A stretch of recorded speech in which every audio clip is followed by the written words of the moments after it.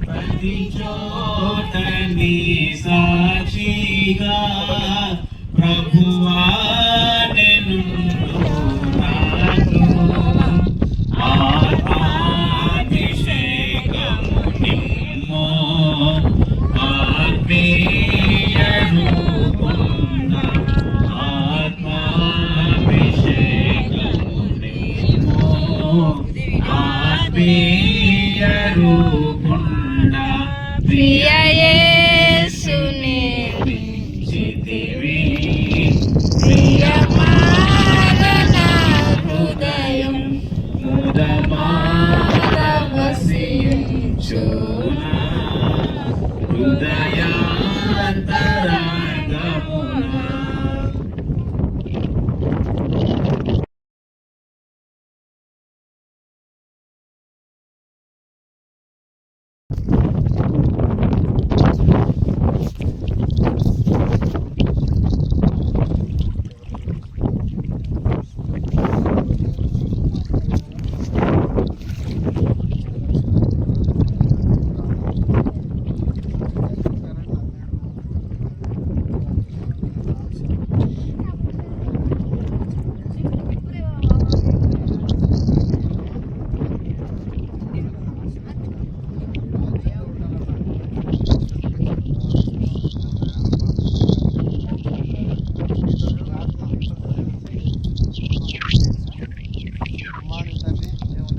తీసుకుంటున్నాగా ఆత్మ సంధించడానికి మీరే కృప చూపాలని ప్రార్థన చేస్తున్నాను.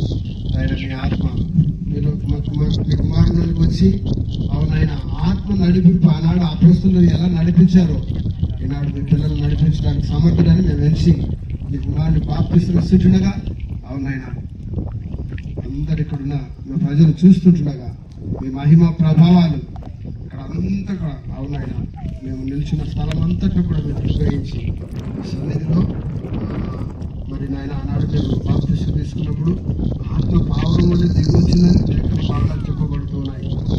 కుమారుడు కూడా ఆత్మ లోపలికి ప్రవేశించి తన జీవితకాలం అంతా ఆత్మ నడిపకుండా నడిపించారు.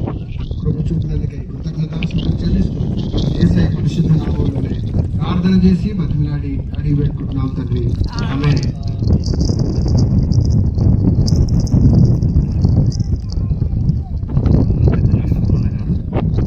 మీరు యేసుక్రీస్తు ప్రభు దేవుని కుమారుడని నమ్ముచున్నవా? ఆయన ఈ లోకానికి వచ్చాడని నమ్ముచున్నవా? సకల మానవాళి కొరకై అక్కల యేసుక్రీస్తు ప్రభు తన ప్రాణాన్ని పెట్టాడు అని నమ్ముతున్నావా? నమ్ముతున్నాను. ఆ కలవరి శిలువలో చనిపోయి సమాధి చేయబడి తిరిగి లేచాడని నమ్ముచున్నావా? యేసుక్రీస్తు ప్రభు నమ్ముకోవడం వల్ల నీకు వచ్చిన మేలు ఏమి?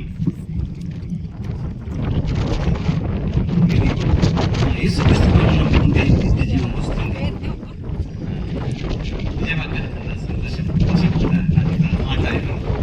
నేను బాప్తిసం తీసుకోవడానికి బలవంతం పెట్టలేదు కదా, స్వచ్ఛందంగా నువ్వు బాప్తిసం తీసుకోవడానికి ముందుకు వచ్చావు. నేనే వచ్చాను.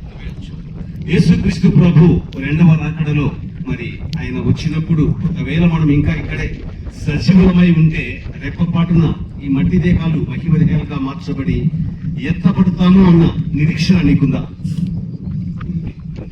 ఒకవేళ ఆయన రాకడ ఆలస్యమైతే ప్రభువును ఎదిరించినప్పుడు ఆయన రెండవ రాకడలో మరి ఆయన మరి మృతులను కూడా లేపుతాడు, నన్ను కూడా లేపి పరలోకానికి తీసుకుపోతాడన్న నిశ్చయిత నీకుందా?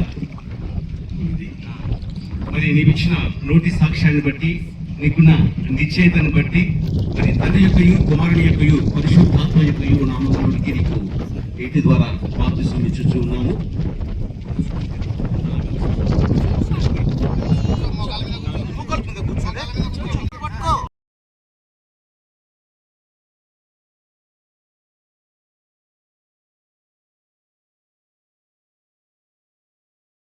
తప్పకుండా వెరీ గుడ్.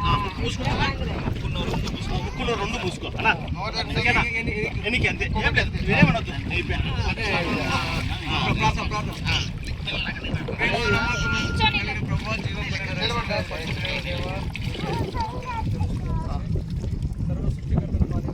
సర్వాధికారైన మా ప్రభావ మీకే స్తోత్రాలు తెలుస్తున్నాం తండ్రి.